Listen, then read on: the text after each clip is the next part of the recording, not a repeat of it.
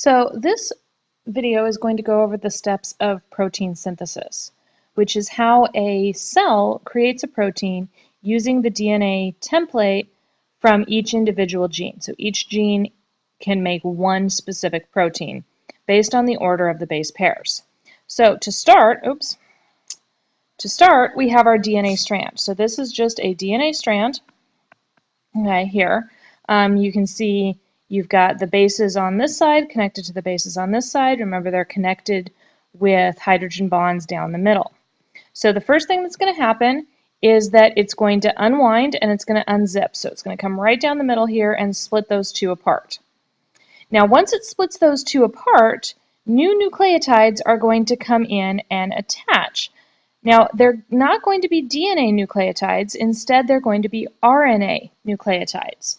So with RNA, we have a slight difference in that there is no thymine. So instead of thymine, we have a different base called uracil. So to connect to our thymine here, we're still going to have an adenine come in and connect.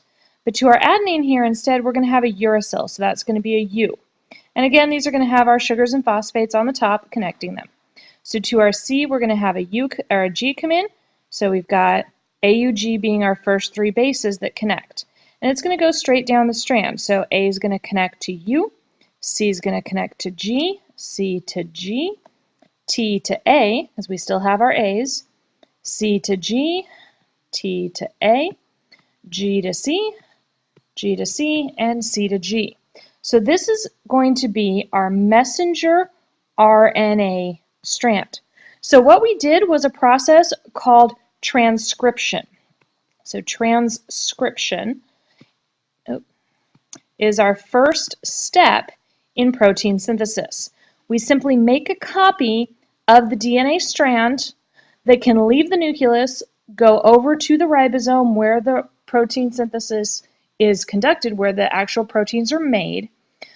So we've made a copy that can leave the nucleus, and that's this mRNA. So it's going to take off and it's going to go to the ribosome, okay, which is going to be outside the nucleus of the cell. Okay, so here's our strand, and here's it starting off in the ribosome. So our ribosome here is this green guy right here, okay, and it's going to read this mRNA strand in a sequence of 3 bases at a time. So it's just going to read the AUG. That AUG, the 3 bases, is called a codon, C-O-D-O-N, okay, and it's going to call out to the cell asking for the complementary bases to AUG. Okay, same rules apply, so A is going to connect to U is going to connect to A, G is going to connect to C, okay, and that's going to be a 3-base molecule called transfer RNA. Okay, and this transfer RNA coming in and connecting, it's going to bring with it, connected, a specific amino acid. Okay, and we can see this specific amino acid name, or what particular one it is, if we look at the chart of RNA molecules, RNA codons, that is going to be table 1. It's that blue table in your lab book. So if we look at that and we look for AUG, we can then see that AUG is methionine. So this particular amino acid right here that's coming in first is methionine. Now the ribosome is going to grab it. The transfer RNA is going to let it go. So we'll make it let it go here. Right? It's released it to the ribosome. Now the ribosome is going to move over to our next 3 amino acids. So what that's going to end up looking like is this. So as you can see, the ribosome is still holding on to that amino acid, but it has moved over to the next codon.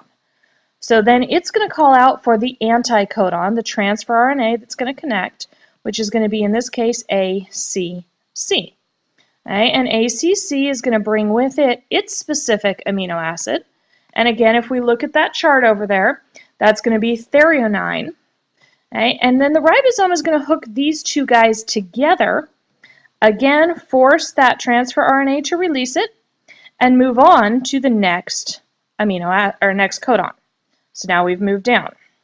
And it's going to continue doing that same thing, until it has the whole chain. So eventually, we're going to have that amino acid, and it's going to simply have all of these amino acids hooked to it. Okay, we're going to end up with this big long chain of amino acids coming off of the ribosome. Eventually, we're going to get to an end that's going to say stop. And there's 3 different codons that say stop. Okay, UAA, UAG, and UGA. When we hit those, so let's say UGA was right here, then that would say stop here, at which point then the ribosome lets go, and you have this big long chain of amino acids. So this process where the transfer RNA comes in, drops off its amino acid that it's bringing with it, this is a process called translation. And it's the second step of protein synthesis. So first we transcribed, we took the DNA to the messenger RNA, then we translated, bringing the mRNA, bringing the transfer RNA in, dropping off the amino acids and changing the format from the DNA RNA to the actual protein. Now at the end of this, we have our ribosome, this guy here, and it's got all these little amino acids coming off of it. And eventually they start twisting and turning and flipping and kind of becoming this interesting little mass, that's basically a 3D ball of thread. Okay, and when it's done, it lets go. And so this is what we end up with as a protein. Okay, so just a protein here. So a protein is a 3-dimensional ball that is a long strand of amino acids. So if we stretched this strand out here, it would literally be just one long strand. But each amino acid reacts differently to each other, attracts each other, pushes away from each other, and so we get this big ball. And if you think about like the curling ribbon that you might have seen on presents at Christmas or birthdays or something like that, that's very much what a true protein looks like. It's this 3-dimensional twisted ball that's really, if we stretch it out, just this one long strand. So just to recap, protein synthesis, 2 steps. Transcription copies the DNA to messenger RNA.